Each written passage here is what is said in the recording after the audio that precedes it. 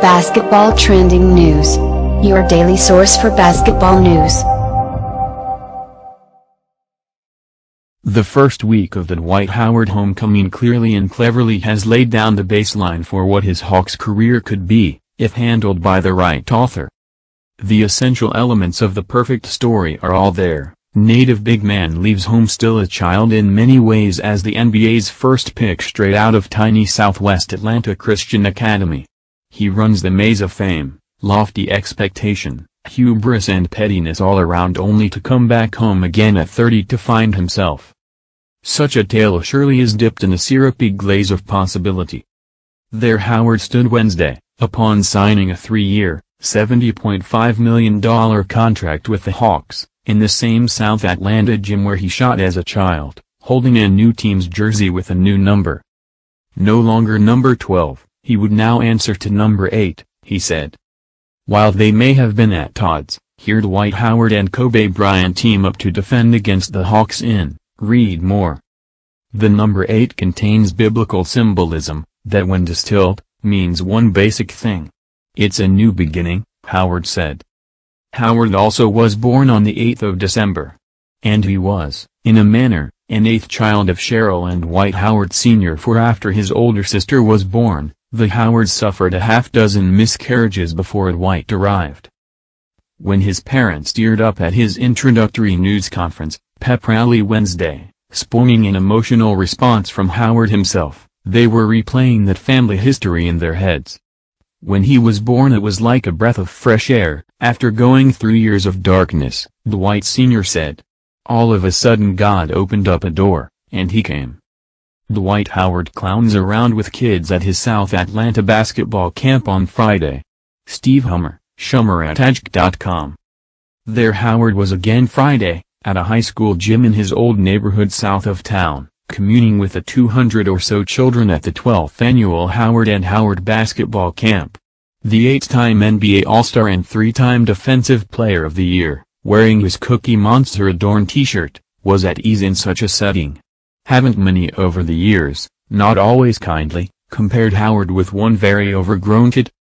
On his wrist, Howard wore a band given him by a friend, invoking Isaiah 54 hours 17 minutes and answering those self-same critics, no weapon that is fashioned against you shall prosper, and you shall confute every tongue that rises against you in judgment. What Howard set in motion this week was a theme of restoration pure and simple. But there are so many complications. And so many tongues to confute. Wasn't it another Isaiah, surname Thomas, middle name Lord, who 4 months ago on NBA TV was offering some very pointed judgment of Howard's career? 12 years into his career in terms of where he started, we should be talking about him in terms of one of the most dominant big men to ever play. Now, why isn't he? He hasn't developed his game.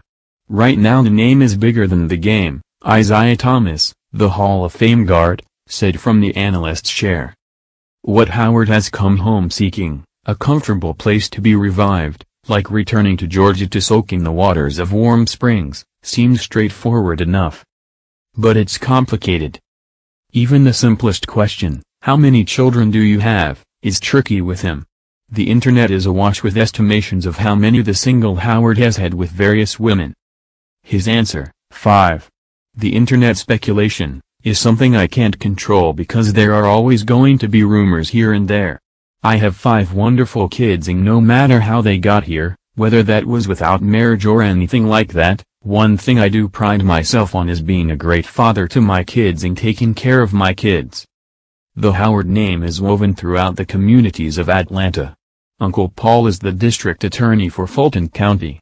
His father was going to Morehouse when he met his mother while a student at Morris Brown. A man who just appears larger than his physical size, nowhere near that of his 6'11" son. Dwight Sr. was a Georgia State patrolman for 16 years, and the athletic director at Dwight's small Christian high school for nearly twice that long.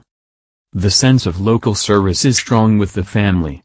The visitor to the Howard's basketball camp passes the sketch of a faith-based youth and athletic complex taking shape not far from the family's Fairburn home, called Hope on the Hill Family Life Center.